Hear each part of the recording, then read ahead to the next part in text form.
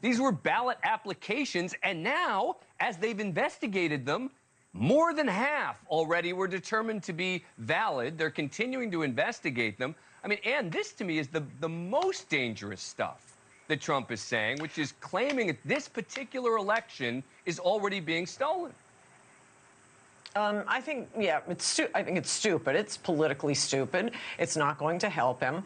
I basically agree with you, but for the sake of argument, I do have one little point I'd like to make about this, and that is, okay, Trump shouldn't be saying it, but let's say somebody else is saying it. Say I'm saying it.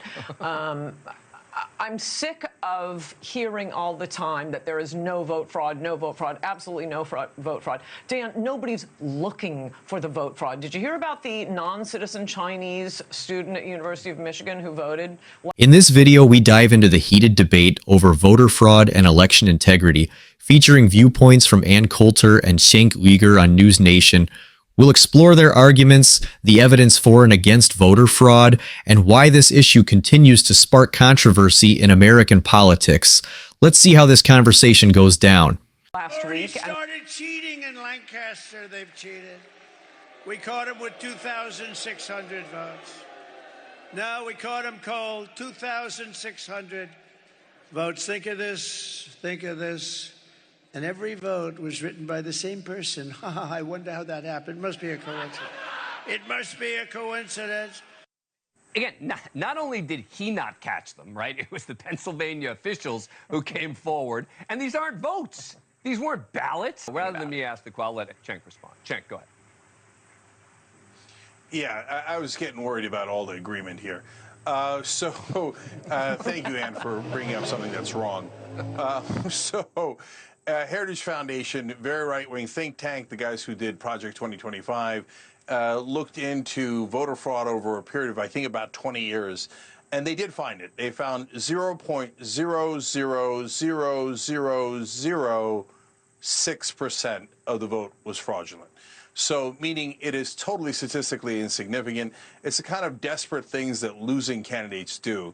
The only upside here, Dan, is that once I started hearing them cry and cry about how the election was rigged, I was like, oh, I guess their internal polling shows that they're about to lose. So that's what a losing candidate does. And you're absolutely right. First of all, they caught it. So what kind of grand scheme is it when you catch all the people who are doing the fraud? These were ballot applications, and now, as they've investigated them, more than half already were determined to be valid. They're continuing to investigate them. I mean, Ann, this to me is the most dangerous stuff that Trump is saying, which is claiming that this particular election is already being stolen. I think, yeah, I think it's stupid. It's politically stupid. It's not going to help him. I basically agree with you, but for the sake of argument, I do have one little point I'd like to make about this, and that is, okay, Trump shouldn't be saying it, but let's say somebody else is saying it. Say I'm saying it. I'm sick of hearing all the time that there is no vote fraud, absolutely no vote fraud. Dan, nobody's looking for the vote fraud. Did you hear about the non-citizen Chinese student at University of Michigan who voted last week? And oh, his vote will count because you can't get it back now. Right. You know how they caught him like they're looking for him? For some reason, he went back the next day and he asked for his ballot back. Yeah. So unless you vote illegally, you're not a citizen, unless you go and ask for the so it's like asking, you know, Confederate sheriffs, are you letting black people vote? Yeah, well, we can't find any vote fraud here. Well, you're not looking. And they're not looking here, so I'm sick of hearing there's no vote fraud. There's a lot of vote fraud. Maybe Trump shouldn't be talking. Ann Coulter's argument highlights the view that public trust in elections depends on transparency and a commitment to investigate all claims of voter fraud, even minor ones. She suggests that dismissing these concerns outright can erode confidence in democratic processes. This perspective emphasizes that vigilance is essential to assure the public of fair elections, though it's also important to balance this with credible data on the actual impact of fraud to avoid fueling unnecessary polarization and fear. So that doesn't make any sense at all, but it's Trump. He doesn't have to make sense. But overall, here's what you're not going to do if you think you're going to crush in this election. Complain that it's rigged. But Ann, the idea that they aren't...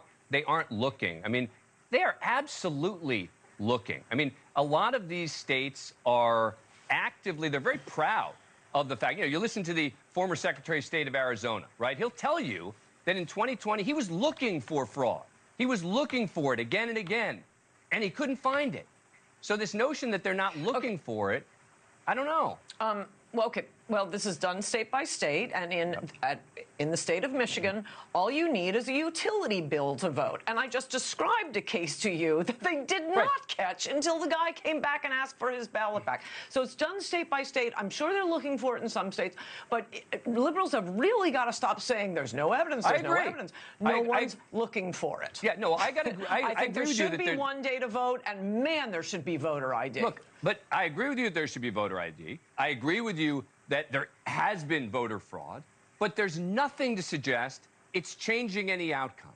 There's nothing to suggest that it's overturning any elections. And this is why, you know, when AP went back a year later and looked at every single one of the claims of voter fraud, every one, and they looked at what would happen, what was the prosecution, et cetera. I mean, I had the Secretary of State of Georgia on, again, a Republican, Brad Raffensperger. I said to him, you know, look, AP says you had 64 cases, and he said, well, in the end, it was actually 25. But you know, they all are very familiar with exactly how many, and I just think of all these things, this Liz Cheney nonsense, this nonsense about the, oh, he was trying to shoot the media. These are just headlines that the left-leaning media wants to focus on because, you know, dictator for a day, all this nonsense that actually doesn't go to anything real. But this is real stuff. Thanks for watching. Go to joinnn.com to find News Nation on your screen. And don't forget to click the red subscribe button below to get more of News Nation's fact-driven, unbiased coverage.